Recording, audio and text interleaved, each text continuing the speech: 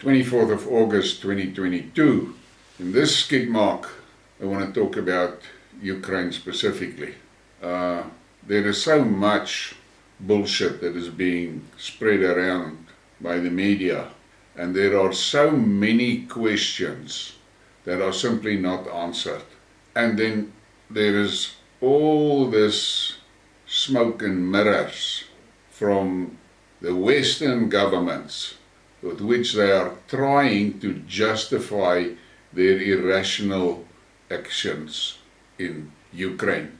Now, I have some people in my circle of friends that is 100% against Putin and 100% pro-Zelensky. I've had many arguments, and I wouldn't call it arguments, debates on that point. But the problem is, most of them grew up in an environment where we were indoctrinated to hate Russia.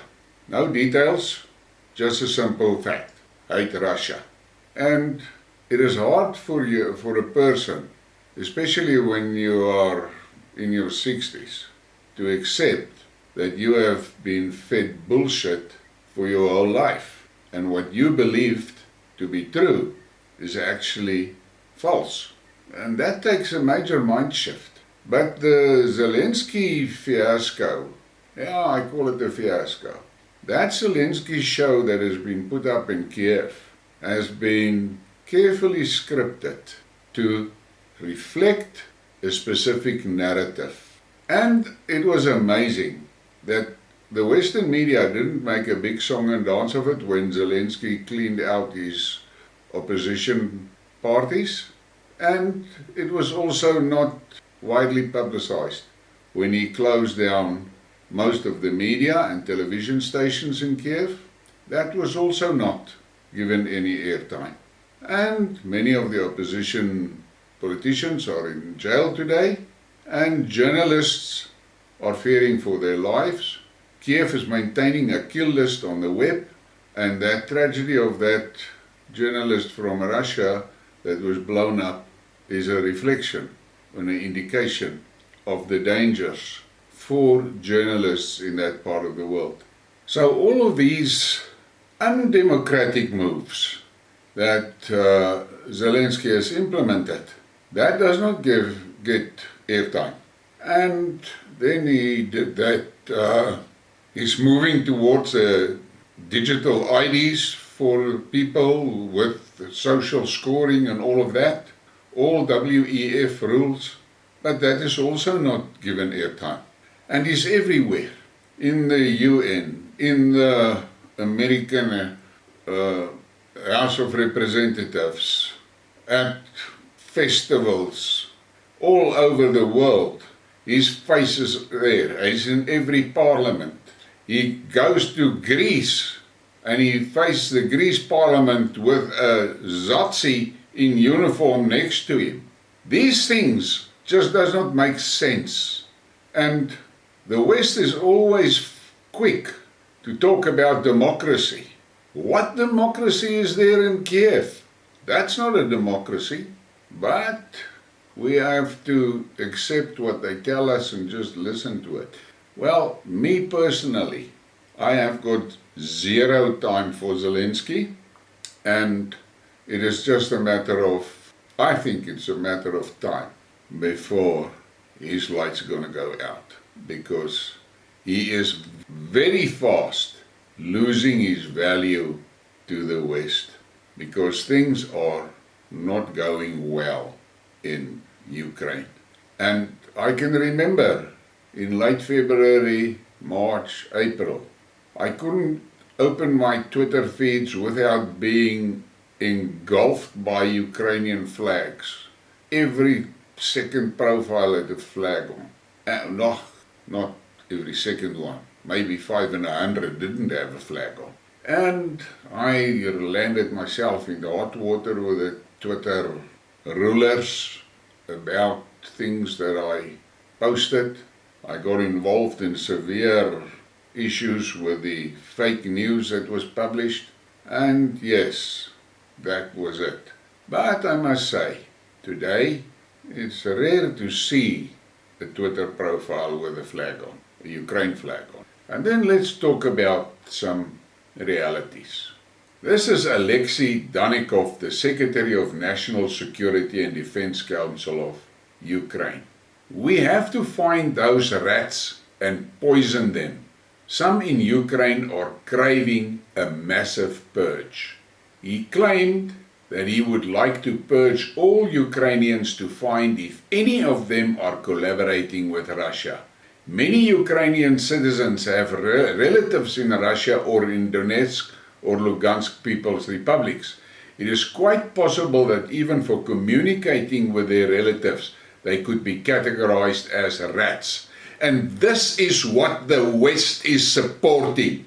And if you are a taxpayer from the West, you must understand your money is financing this. And then we get to something that could actually be a what a fuck.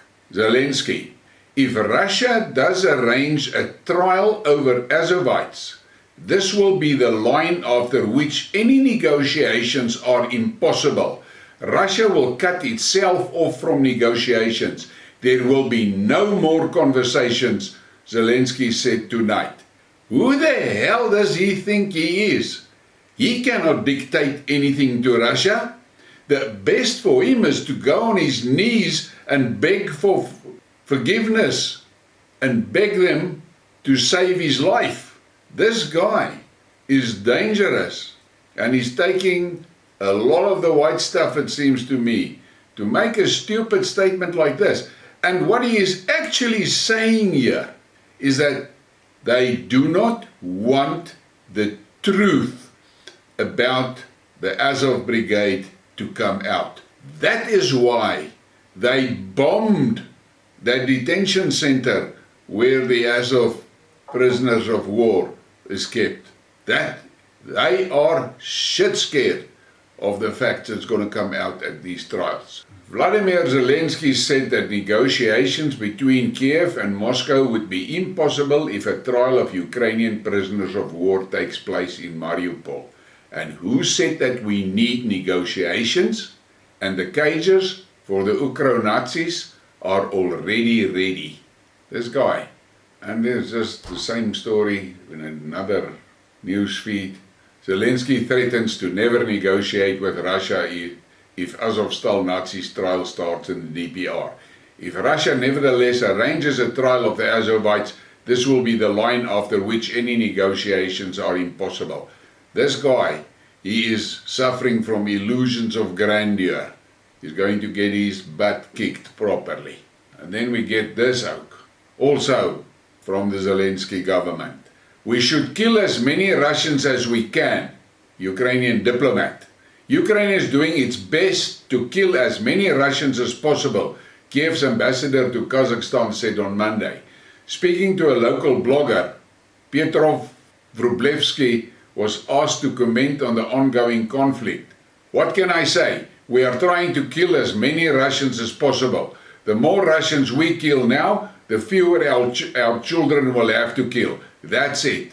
The Ukraine envoy's remarks sparked anger in Russia, with Foreign Ministry spokeswoman Maria Zakharova accusing Kiev of terrorist policies.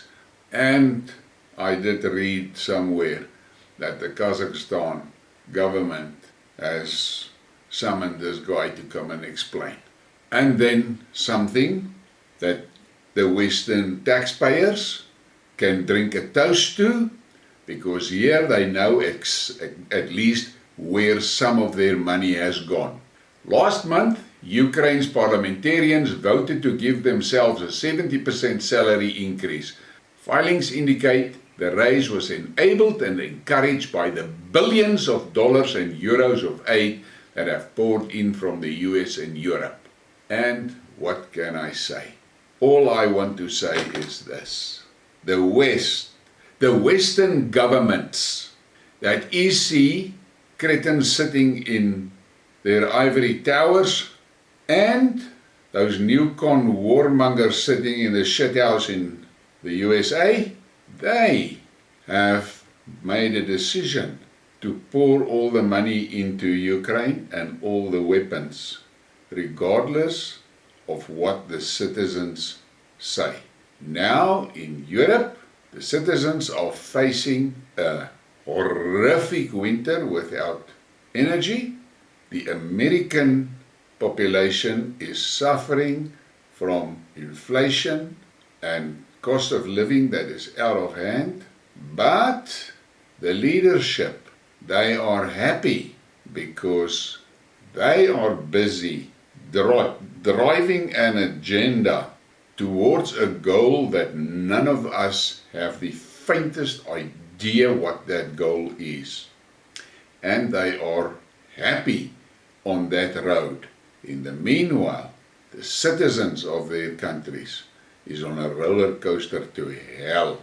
And if the citizens do not wake up and take control of their lives back, this is going to turn out in a horrific nightmare.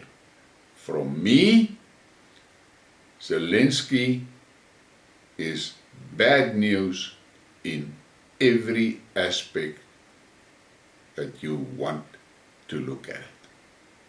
And please like, subscribe, share. I need the likes, boys. Thank you.